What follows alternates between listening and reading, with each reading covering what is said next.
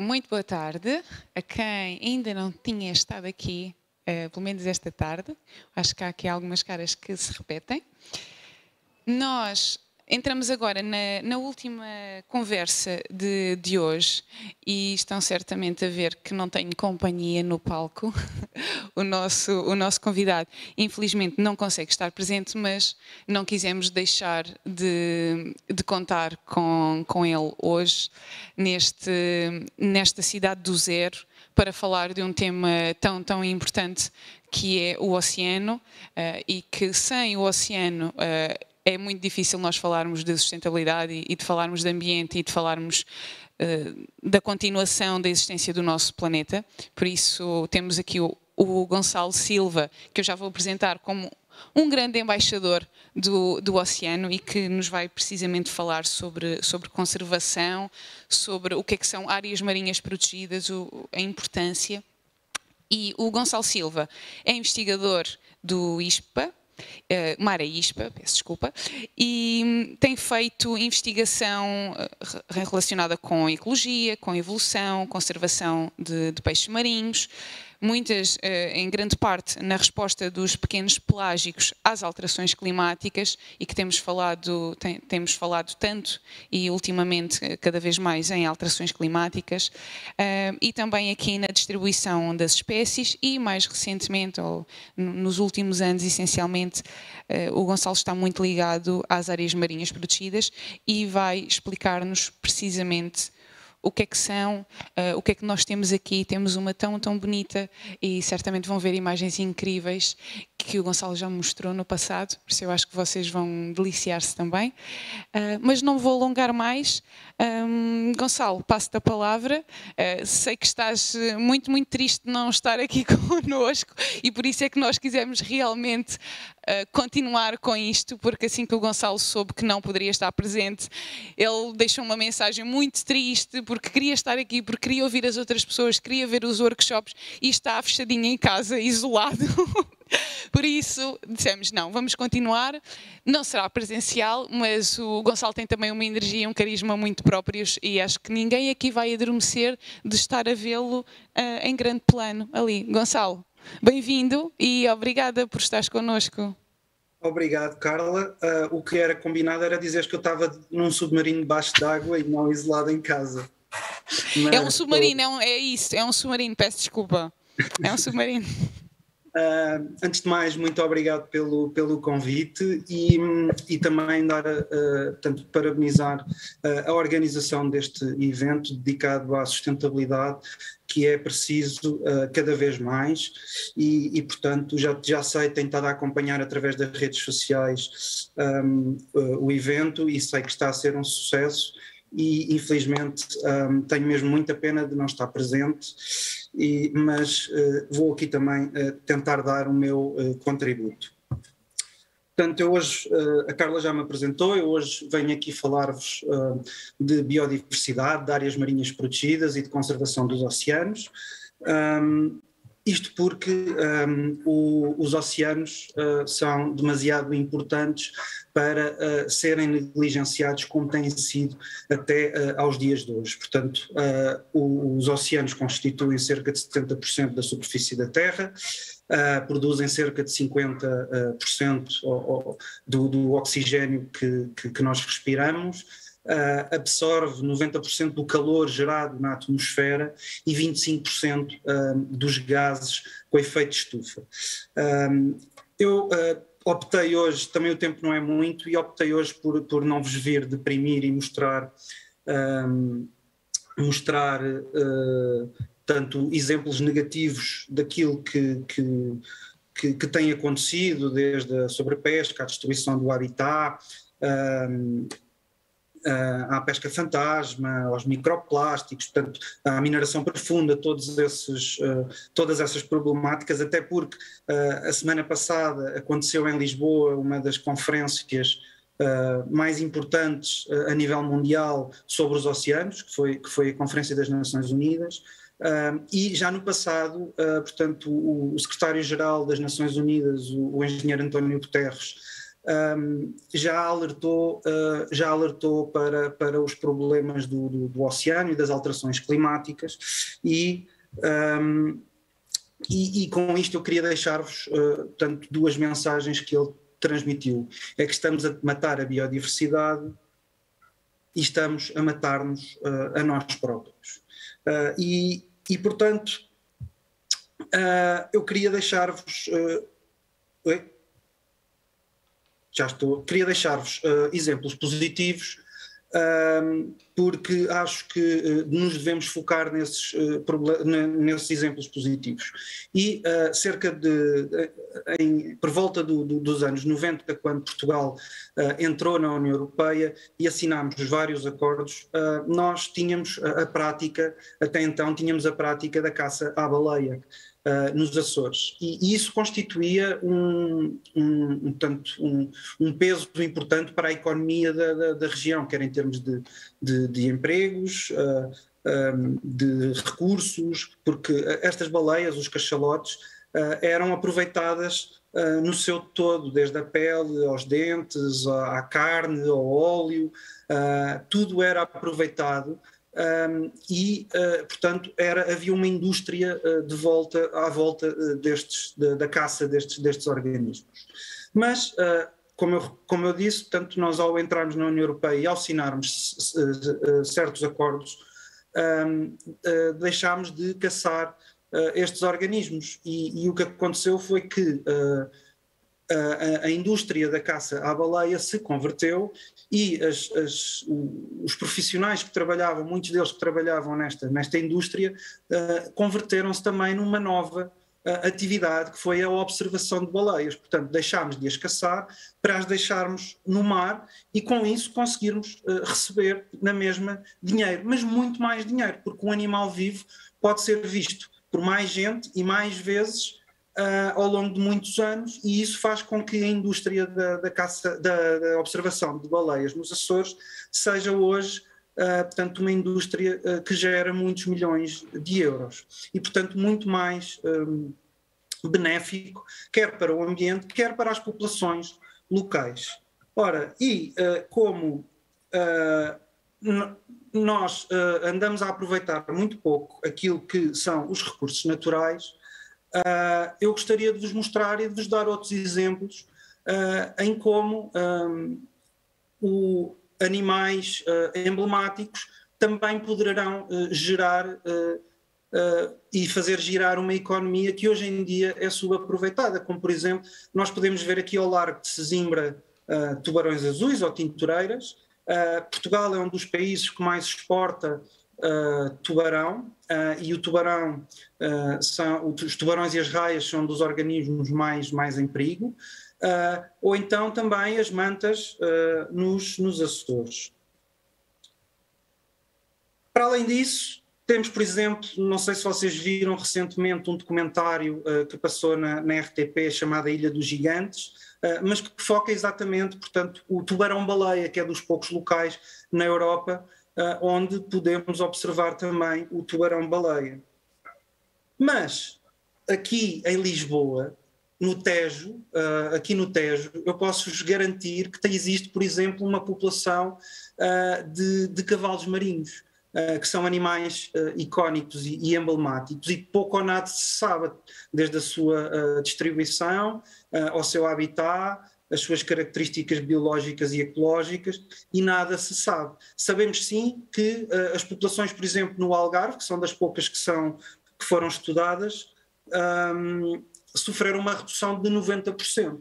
E este é o nosso ouro negro, é a nossa galinha dos ovos de ouro. Portanto, nós temos que pensar em utilizar estes organismos vivos para conseguir conservar os oceanos e também tirar proveito económico daí. E por que não?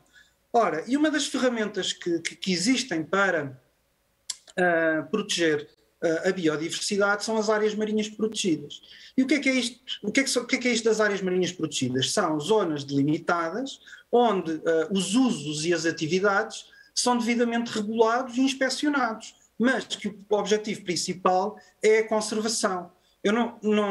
Não estou a dizer que não é preciso, que não é possível continuar com algumas das atividades portanto, tradicionais. Essas devem sim ocorrer, mas podemos regular e dividir estas áreas de forma a conseguir equilibrar entre as diferentes atividades que ocorrem nelas.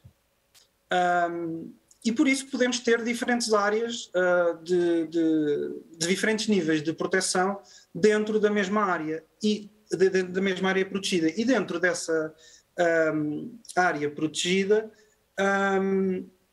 essa área protegida é tanto mais eficiente quanto maior for.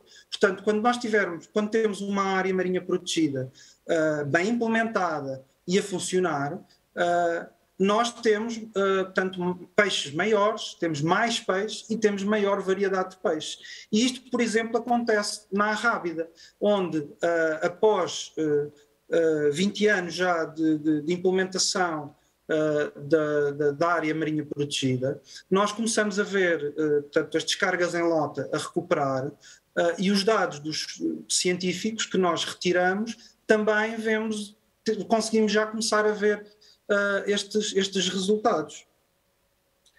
Ora, mas no mundo apenas 8% dos oceanos estão protegidos, sendo que 3% estão totalmente ou elevadamente protegidos. Já em Portugal, e eu chamo a atenção que Portugal é um país muito pequeno em termos de dimensões territoriais terrestres, mas tem uma enorme área de jurisdição marítima e por isso tem responsabilidades acrescidas. Em Portugal apenas 17% é protegido, mas menos de 1%, neste caso 0,12%, é totalmente ou elevadamente protegido. E isto estamos a falar no papel, porque na verdade depois falta muito mais, não basta declarar estas áreas marinhas protegidas no papel, é preciso também dotá-la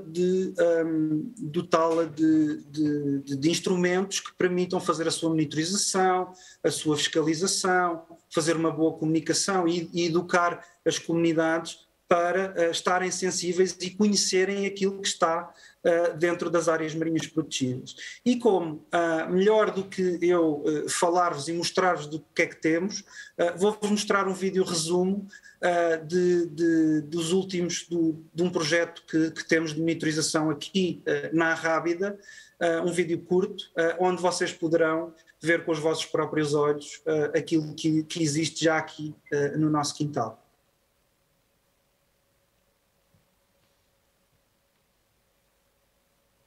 Vasco, pedia-te que colocasse o vídeo, por favor.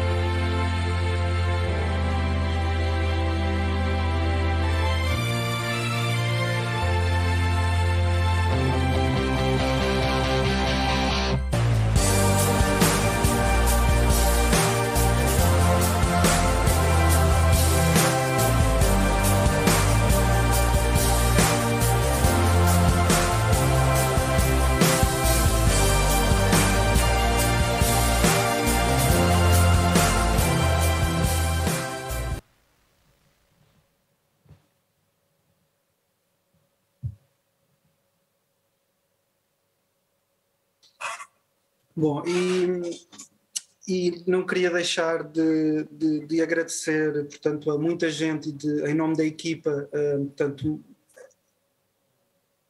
não queria deixar de agradecer o convite. Portanto, é uma equipa muito grande que tem trabalhado ao longo de muitos anos. Estas são só algumas das pessoas. E, portanto, agora deixo o resto para a conversa e para as vossas perguntas. Obrigada, Gonçalo. Eu não sei se alguém aqui no público quer começar por fazer perguntas. Não se acanhem, porque o Gonçalo, quando começa a falar, tem resposta para tudo. Pronto, ok. O público está um bocadinho envergonhado, Gonçalo. Não, está aqui à frente. Boa, boa. Só um bocadinho, só vou passar aqui o micro, só até o micro chegar.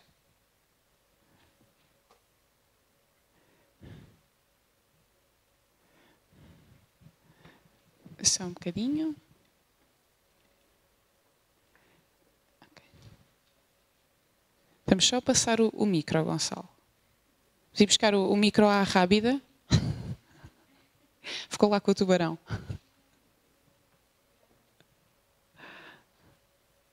Vamos ver se eu sei responder a todas as perguntas. Demorou, mas acho que já está. Acho que já está, certo? Toda a gente me consegue ouvir. Obrigada pela apresentação e também pelo vídeo. O meu nome é Catarina, não sei se o Gonçalo me consegue ver, mas pronto. O meu nome é Catarina e a minha questão era mais relacionada com os recursos a nível das pescas. Eu gostava de saber, porque não encontrei ainda nenhum relatório sobre isso, qual é que é o impacto da pesca comercial na zona costeira em Portugal.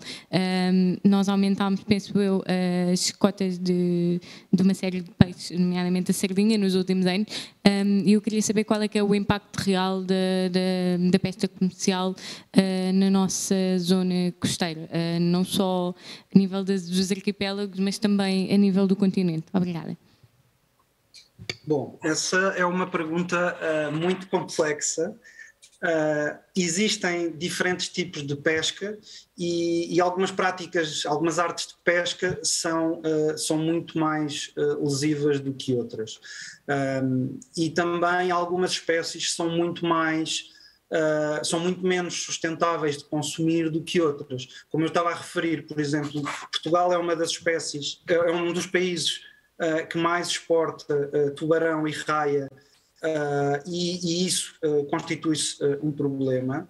Mas, por exemplo, na questão da pesca dos pequenos pelágicos, os pequenos pelágicos são espécies, na maior parte delas, que têm ciclos de vida curtos e, portanto, elas conseguem recuperar e têm populações muito grandes e conseguem recuperar relativamente fácil. As artes de pesca também que são utilizadas para os pequenos pelágicos são artes de pesca bastante seletivas e não são muito destrutivas, porque a maior parte são, por exemplo, a pesca do cerco, não destrói o fundo. Agora, por exemplo, estivemos a falar da pesca de arrasto, isso sim, portanto depende muito das espécies e depende muito das artes de pesca. Queria dizer que há que distinguir aquilo que é portanto, o pescador daquilo que eu costumo apelidar do pirata, que o pescador, por norma, e é uma profissão pela qual eu tenho muito respeito, e porque são pessoas que têm um conhecimento muito grande, um maior conhecimento sobre os oceanos, e percebem quando é que há menos peixe, porque é que está a haver menos peixe, e portanto respeitam e conseguem compreender aquilo que são depois as recomendações científicas. E depois há, obviamente, como em todas as atividades, pessoas que não hão de respeitar e só estão interessadas tanto em fazer lucro. Há ainda que salientar que a pesca artesanal é uma pesca, portanto, bastante sustentável, e que o que na maior parte dos casos está a impactar os oceanos é a pesca industrial. Exato, era por aí que eu ia agora seguir, Gonçalo. Não é? Muitas das vezes quando se fala do impacto das pescas e se pensa nos pescadores, não são os pequenos pescadores que vão no seu barquinho de madeira ou no seu, pronto, na sua embarcação relativamente mais pequena e que vão para mar e que pescam e que caçam, não é? Isto é uma representação ínfima, não é? Uma percentagem muito pequena do real problema das pescas no oceano, não é? E quando falamos dos estoques que já estão sobreexplorados e por aí fora, são as grandes frotas que estão a fazer isto, não é? Que estão a dizimar e que estão a destruir os fundos, como o Gonçalo estava a dizer com a pesca de arrasto, e para quem eventualmente não tenha o conhecimento do processo, é uma rede que está no fundo e que faz precisamente isso, arrasta no fundo, e todas estas imagens que vocês estavam a ver, claro que vimos aqueles lindos golfinhos comuns e vimos a tintureira, mas se olharam com atenção para o fundo, nós tínhamos estrelas do mar, nós tínhamos corais chamadas gorgónias, corrijo-me por favor se eu estiver errada, e se tivermos pesca de arrasto, tudo isso vai à vida. E aquelas gorgónias, os corais que nós temos na costa portuguesa, são organismos que demoram dezenas de anos a crescer para ter um tamanho considerável. E nós, com uma pesca de arrasto, conseguimos em segundos, minutos, destruir anos, décadas de trabalho de crescimento dos organismos. Por isso, não é propriamente o pescador ou o pequeno pescador, não é? O pescador artesanal, que nos traz problemas. E nós há bocado, Gonçalo, na palestra que ouvimos anteriormente, que falava de sustentabilidade ligada à sociedade, falávamos precisamente que a espécie humana tem que ser considerada quando falamos de sustentabilidade. E aqui o pescador é a mesma coisa, não é?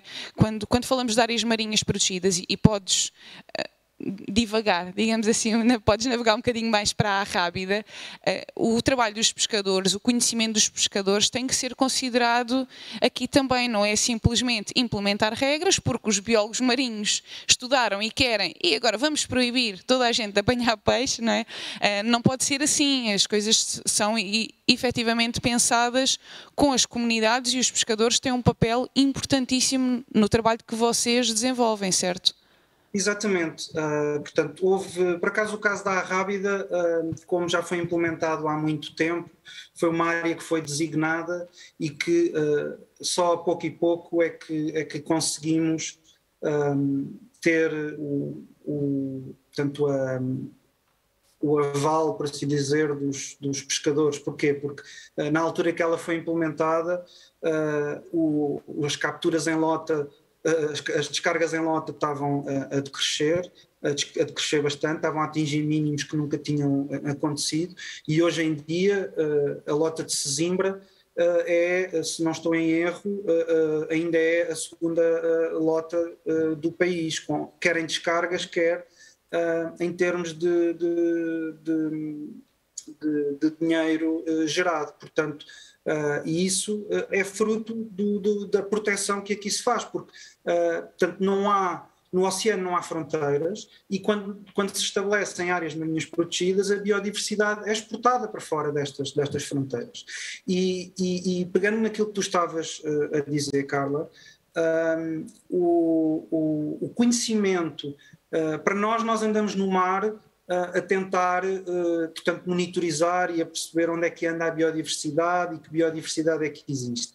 Mas, na verdade, nós somos poucos, e nós, biólogos, cientistas, somos poucos e temos poucos meios. E os pescadores que andam no mar todos os dias, que já os pais deles andavam muitas vezes no mar todos os dias, portanto, eles têm um conhecimento que nós não temos, e é esse conhecimento que, se nós conseguirmos absorver e conseguirmos encontrar pontos de compromisso entre a proteção e as diferentes atividades, e neste caso eu não falo só dos pescadores, posso falar de atividades marítimo-turísticas, porque é preciso encontrar aqui um meio termo, ou da aquacultura, há que encontrar aqui um meio termo, de forma em que toda esta gestão possa ser sustentável. Mas depois aqui entramos na segunda parte do problema.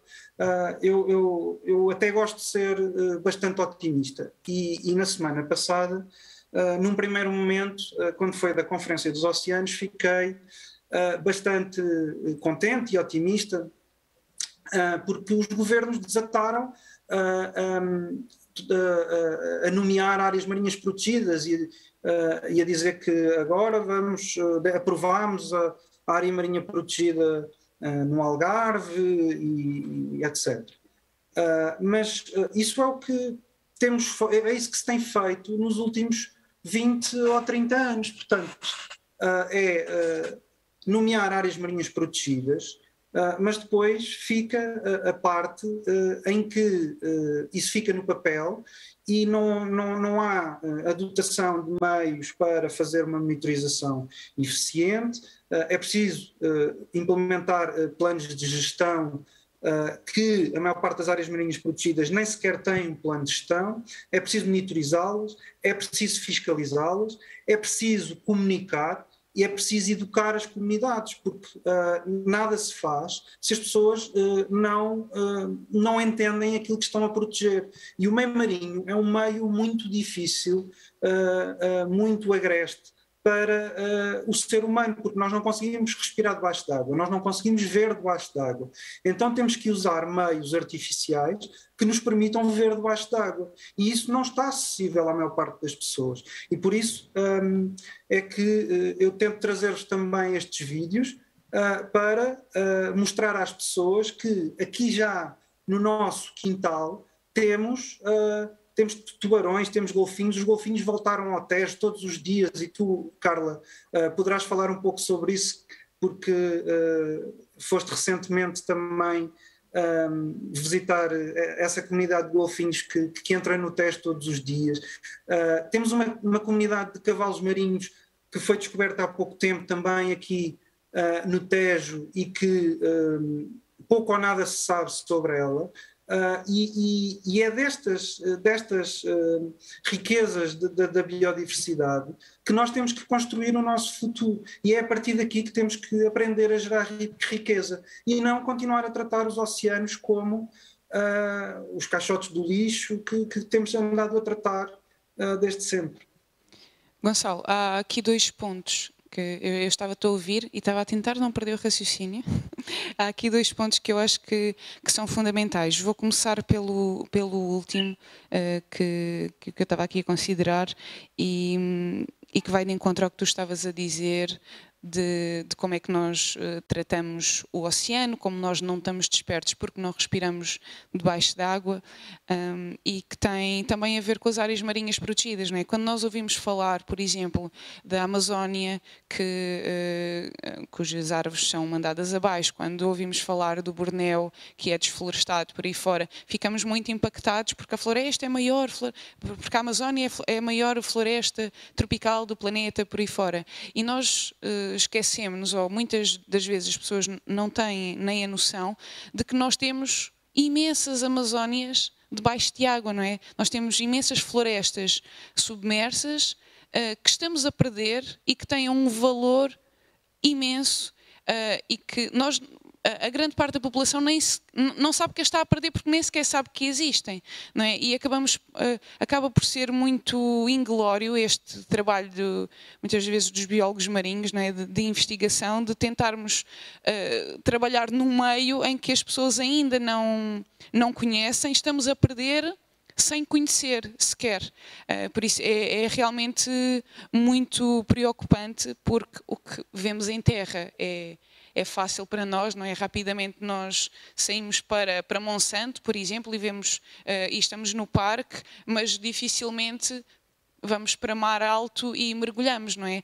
Nem toda a gente tem essa possibilidade, nem toda a gente tem essa aptidão e essas capacidades e tal como o Gonçalo estava a dizer, nós temos efetivamente golfinhos que vêm aqui até à ponte 25 de Abril, que entram para se alimentarem, que saem grupos grandes de golfinhos comuns, que estão onde devem estar, não é? Na natureza, e é possível ter essa experiência, ter essa participação com o meio natural. E aqui com os cavalos marinhos, infelizmente, eles não vêm, não andam a saltar fora d'água, é preciso ir, preciso saber onde é que eles estão, mas é também esse o trabalho que está a ser desenvolvido e que é importantíssimo, não é? Nós temos que conhecer para protegermos. E ligando isto tudo, não é? E voltando um bocadinho atrás ao mapa que tu mostraste de Portugal, e que Portugal é tão pequenito quando falamos de território terrestre, mas Portugal é 97% mar. Nós temos uma quantidade absurda de oceano às nossas costas, não é? Nós somos só a nossa terrinha, a terra mesmo é uma componente muito, muito pequena. E quando falamos de que 3% do oceano está protegido, a nível global é até em alto mar, não é? Nem é junto à costa, se calhar onde nós mais precisaríamos que fosse protegido, são em áreas de maior difícil acesso. E nós podemos ter todos os investigadores a tentar conhecer o oceano, nós podemos ter todos os pescadores com a mente, com o mindset correto de vamos ter atenção aos stocks, por aí fora. Mas nós precisamos dos governos, não é, Gonçalo? Nós precisamos que a parte governamental, que os políticos tenham também aqui um papel chave e não seja só fazer acordos e assinar papéis. Agora temos a área marinha do Recife, do Algarve, ou temos mais um outro exemplo da Rábida, não é? Nós precisamos que se passe a ação. O que é que está a faltar aqui? Está a faltar, portanto, está a faltar meios, está a faltar recursos humanos, estão a faltar recursos financeiros para poder, para as equipas que trabalham diariamente nas áreas marinhas protegidas. Algumas nem equipas têm, portanto é preciso elaborar estes planos de gestão e pô-los, passá-los à prática e isso não acontece, isso não acontece nos dias de hoje. Para pegar também numa coisa que tu disseste, portanto nós temos pradarias de ervas marinhas e florestas de algas que absorvem também, não só produzem o oxigênio, como eu disse no início, mas também são grandes acumuladores de carbono.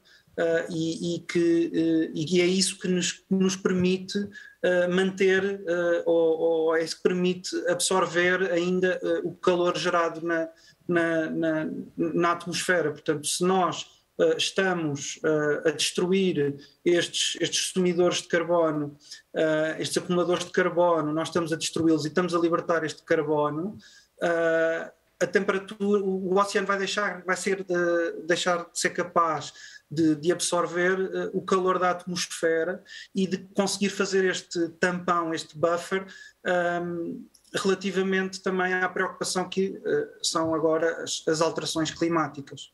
Ou seja, nós estamos a perder em duas frentes, não é? Não só perdemos quem nos dá o oxigênio, como ainda perdemos quem captura o dióxido de carbono e que de alguma forma permite que o planeta seja um bocadinho mais fresquinho, apesar de agora realmente não acreditarmos em fresquinho com estas temperaturas de quase 40 graus em Lisboa, mas tem aqui um papel fundamental. E há um exemplo que eu costumo dar quando temos estas conversas, quando falamos destas questões de alterações climáticas, ou especificamente sobre o aquecimento global, não é? Porque alterações climáticas não é só o aquecimento global. O aquecimento global é uma das alterações climáticas, mas temos o aumento do nível médio do mar, temos o aumento da intensidade das tempestades, temos a acidificação do oceano. O aquecimento global é, infelizmente, só um dos probleminhas das alterações climáticas. E um exemplo que eu costumo abordar quando falamos destas questões tem a ver precisamente com esta captura do carbono e porque é que é importante nós mudarmos as nossas ações e a nossa forma de estar, não hoje, mas ontem. E prende-se muito simplesmente com o facto de o impacto que nós temos hoje não acontece hoje ao fim do dia ou não acontece amanhã. Nós estamos com um delay, com um atraso de de algumas décadas. E aqui houve um grupo de investigação que fez um trabalho realmente muito, muito interessante e que mostrou que basicamente o oceano é como uma panela que nós colocamos ao lume. Nós colocamos a panela com água e ligamos o bico do fogão. A água não começa a ferver imediatamente, certo? Precisa ali de um momento para começar a aquecer. E com o oceano é precisamente a mesma coisa, só que o oceano é um tacho enorme de água, por isso demora ainda mais tempo a aquecer. E tudo o que nós fazemos, todo este aumento das emissões de dióxido de carbono e outros gases com efeito de estufa, o que vai fazer é passar esse calor para o oceano, mas não imediatamente. O oceano não aquece imediatamente. E nós falamos aqui de uma média de 30 anos. Ou seja, o que nós estamos, este aquecimento que nós estamos a sentir agora, não foi de há 1 ano ou não foi de há 2. Foi de como nós vivíamos há 30 anos. E se pensarmos que nos últimos 30 anos tivemos um aumento incrível de tecnologia, do consumo, da população mundial, por aí fora, só daqui a algumas décadas, ainda que esteja a diminuir cada vez mais este atraso, daqui a umas décadas nós vamos estar a sofrer na pele o que estamos a viver hoje. E por isso é que se diz que é tão, tão, tão importante que nós mudemos mentalidades e metodologias e a nossa forma de estar já. Porque nós já vamos tarde, nós já vamos com décadas de atraso. Tudo o que nós vivemos agora não é de agora. E é realmente muito importante termos esse conceito presente e a importância destes lugares como os que tu estudas, Gonçalo, as áreas marinhas protegidas, vêm dar-nos aqui um refugiozinho, não é, ao oceano, ainda que nem todas as áreas sejam iguais, mas de alguma forma protegem as espécies, permitindo, não é, que elas possam sobreviver, muitas delas que vão lá alimentar-se, ou que se vão reproduzir, ou que é uma maternidade, ou que vão só durante alguma parte da vida, não é? E que depois, mais tarde, podem popular o que está à volta, não é? É essa uma das grandes importâncias das áreas marinhas, certo? Exato, exato.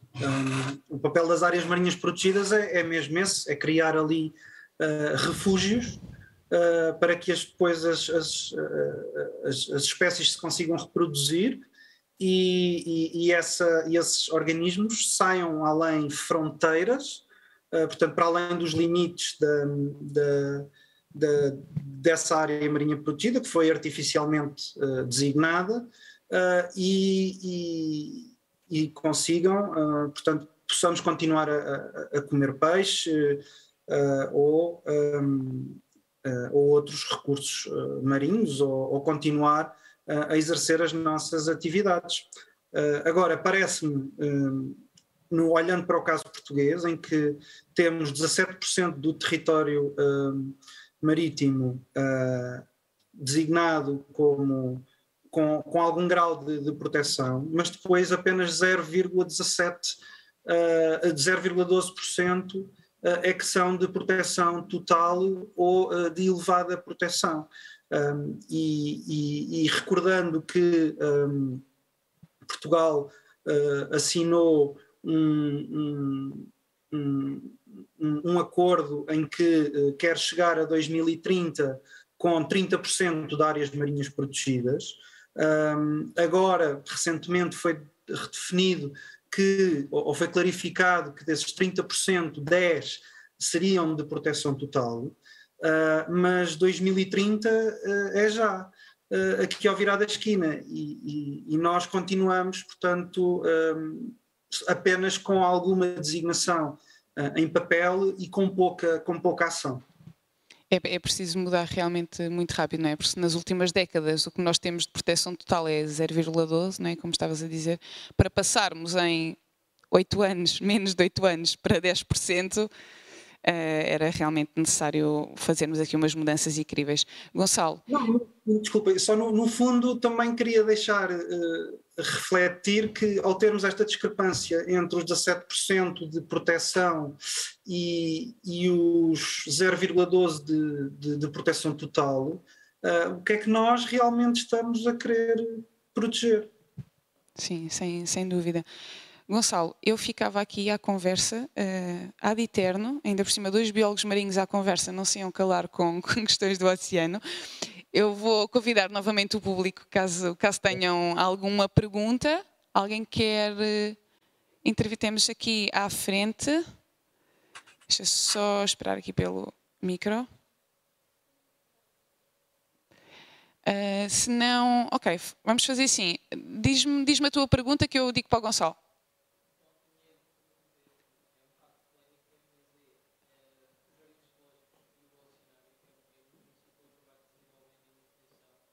Então, olha, espera aí só um bocadinho, tá? Ok. É uma pergunta complexa, Gonçalo, por isso é só para eu não repetir tudo, assim ouves melhor. Olá, Gonçalo, meu nome é Afonso, desde já muitos parabéns pelo trabalho desenvolvido. A minha pergunta é complexa e um bocado polémica porque toca na temática dos jardins zoológicos e do oceanário. Porque pronto, tanto um como o outro são muito reconhecidos pelo trabalho que desenvolvem na manutenção na sua biodiversidade que lá têm, mas ao mesmo tempo,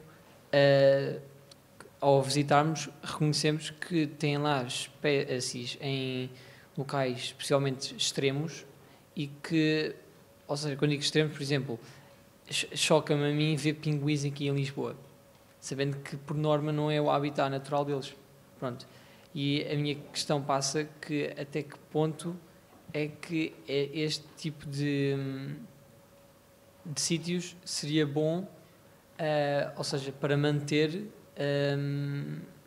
e não apenas só para ajudar ou seja, fazer o processo de ajudá-los a voltar ao mar ou voltar para os seus habitats. Obrigado. Obrigado pela tua pergunta. Eu não sou especialista em bem-estar animal.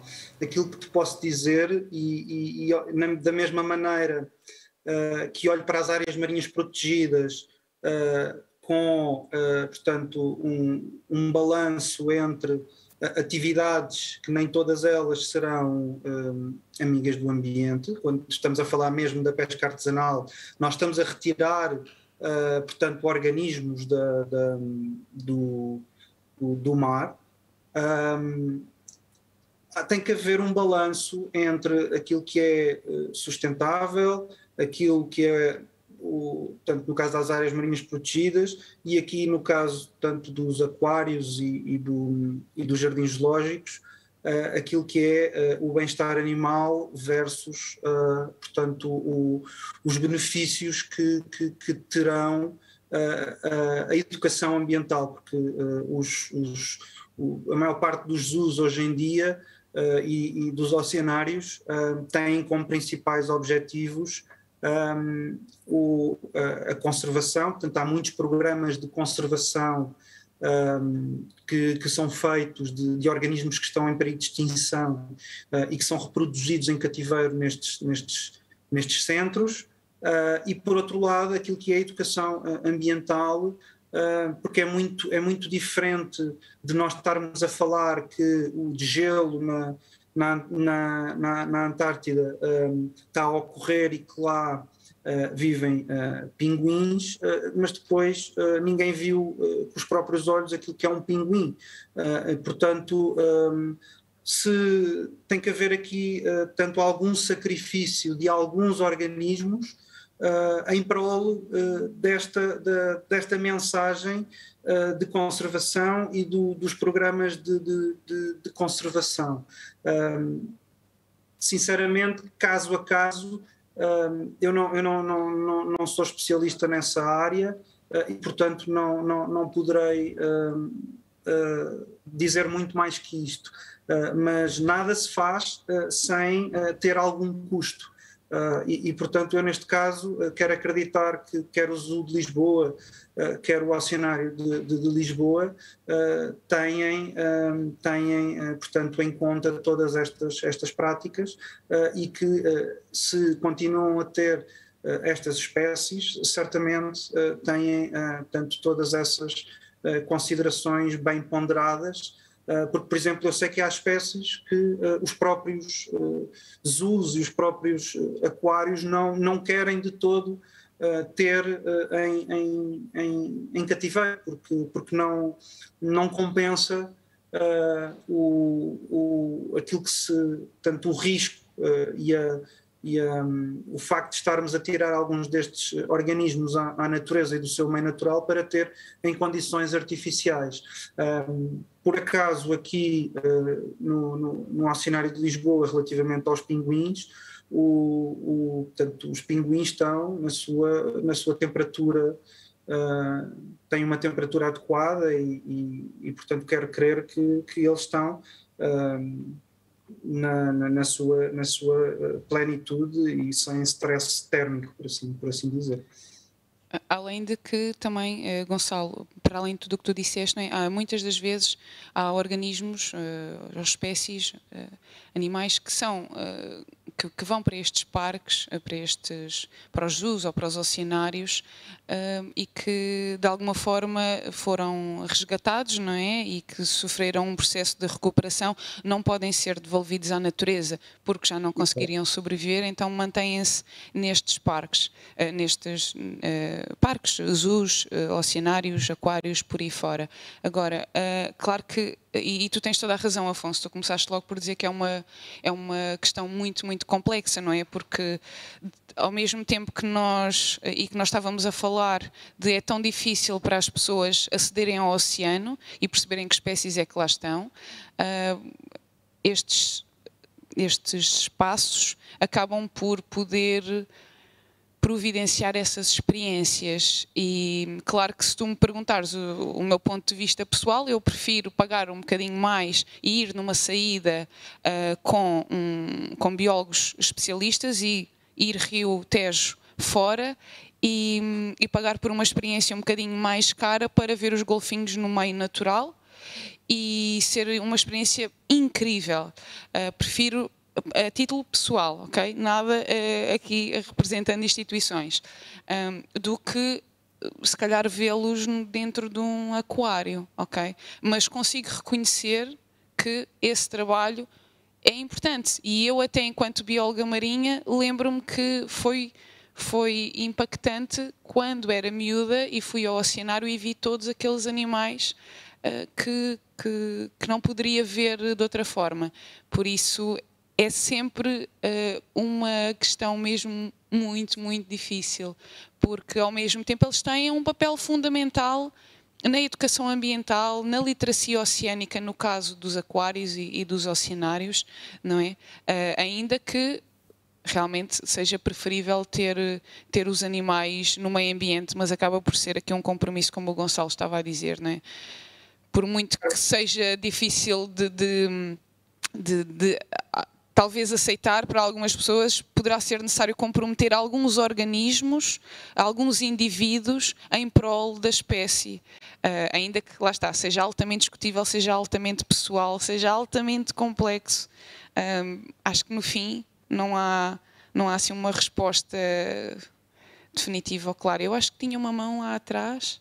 Sim. Carla, desculpa, eu queria só dar também complementar que estas instituições seguem também já, portanto, regras muito apertadas em termos de bem-estar animal, têm que ter veterinários sempre presentes e aquilo que se está a abandonar a pouco e pouco tem a ver com a diversão pura e dura a partir dos animais. Portanto, e agora não querendo particularizar nem organismos, nem vou apenas dar um exemplo como eu lembro-me de ser pequeno e ver araras a andar de bicicleta ou sei lá, não, esse tipo de práticas tem terminado a deixar os organismos a passar fome só para poderem fazer truques,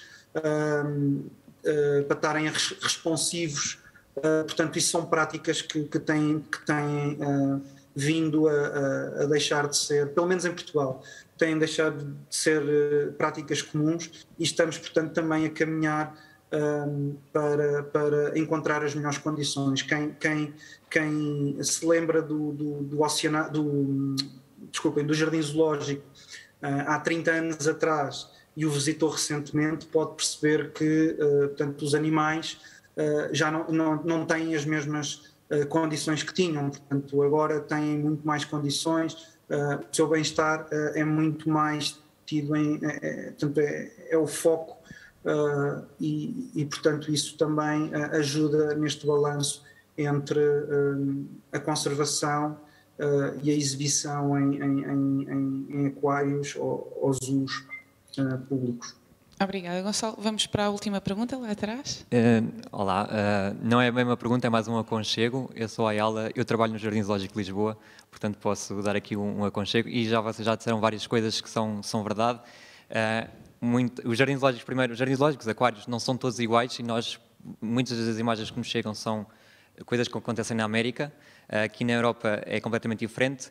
Falando do Jardim Zoológico em particular e do Oceanário de Lisboa, pertencem a uma associação europeia chamada Associação Europeia de Zoos e Aquários, a EASA, e que tem uns estándares bem definidos de bem-estar animal, e portanto animais acompanhados por veterinários, ver se está tudo bem, ver o comportamento deles, se não estão em stress, diminuir o stress, enriquecimento ambiental, que é tudo aquilo que nós pomos numa instalação para o animal, para promover o comportamento natural do animal, selvagem do animal, para mais tarde também ser mais fácil, se for o caso, se for possível, fazer uma chamada reintrodução no seu habitat, ou seja, colocar o animal no habitat natural.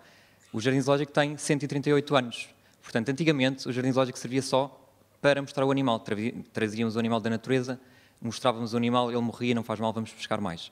Hoje em dia o pensamento já é ao contrário. Os animais que estão no Jardim Zoológico já nasceram no Jardim Zoológico, portanto nem conhecem a natureza, ou vieram de outros jardins zoológicos pertencentes a esta associação, e quando é possível fazemos a reintrodução.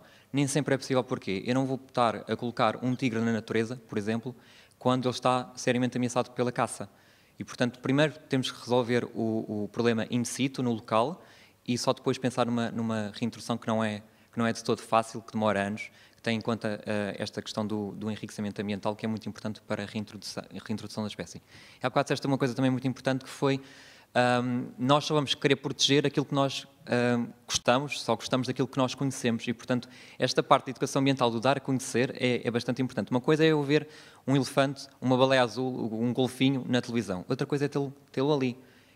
Certas pessoas têm essa possibilidade de pagar a biólogos, ir num barco, o Rio Tejo, e ver ali os golfinhos. Mas, se calhar, nós não temos uma baleia azul a passar aqui no Rio Tejo. Se calhar nem toda a gente tem dinheiro para viajar nas rotas das baleias azuis para ver uma. E, portanto, ter o animal mais próximo traz-nos essa sensação de, ok, eu gosto disto, eu quero proteger, o que é que eu tenho que fazer? E, portanto, pôr isto na balança, se calhar, obviamente, os jardins zoológicos e aquários, os que têm a cabeça no sítio, que pertencem a esta associação, estão a trabalhar para um dia deixarem de existir. Não é? Porque eu acho que ninguém lá quer manter os animais ali. Mas nós também não os queremos libertar, sendo que os fatores de ameaça ainda não estão mitigados. E, portanto, é isto. Ou seja, eticamente, se calhar, ou moralmente, pode-nos fazer confusão e é um mal necessário, mas, sabendo isso, estamos a fazer tudo para que o stress dos animais seja mitigado e para que as suas populações voltem a aumentar e voltem a vingar na natureza. Muito obrigada.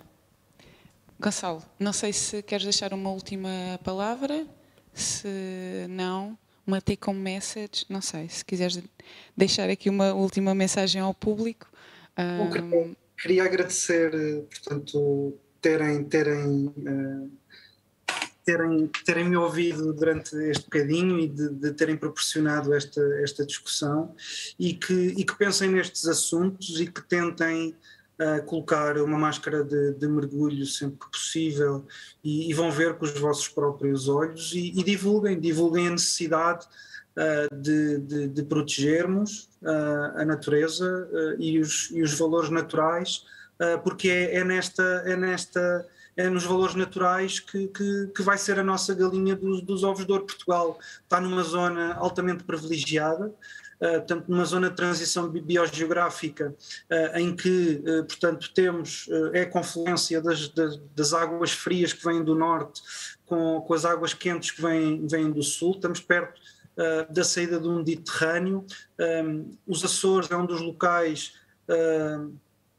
portanto, mais especiais no mundo para observar cetáceos, está ali numa zona de atividade vulcânica e que entre 3 placas tectónicas e que tem, portanto, muita biodiversidade. Nós aqui, por exemplo, na Arrábida temos o estuário do Tejo, o estuário do Sado e os canhões submarinos ali, o que faz com que também, junto ao Cabo Especial, o que faz que também exista muita produtividade e, portanto, nós temos ainda muito para descobrir e não, como nós biólogos somos poucos, nós precisamos do público em geral, precisamos de toda a gente para passar a mensagem e para nos ajudar a dar a conhecer e apenas com este conhecimento é que é possível tomar decisões para proteger, seja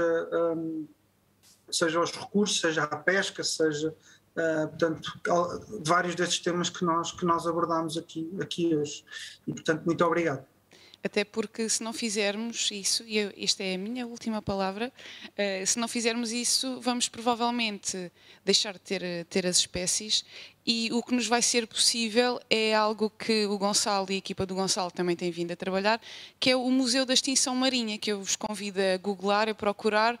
Se não trabalharmos para proteger, para conservar o oceano, o Museu da Extinção Marinha é o que nos vai restar. E é isso. Muito obrigada, Gonçalo, e muito obrigada a todos e a todas. Obrigado.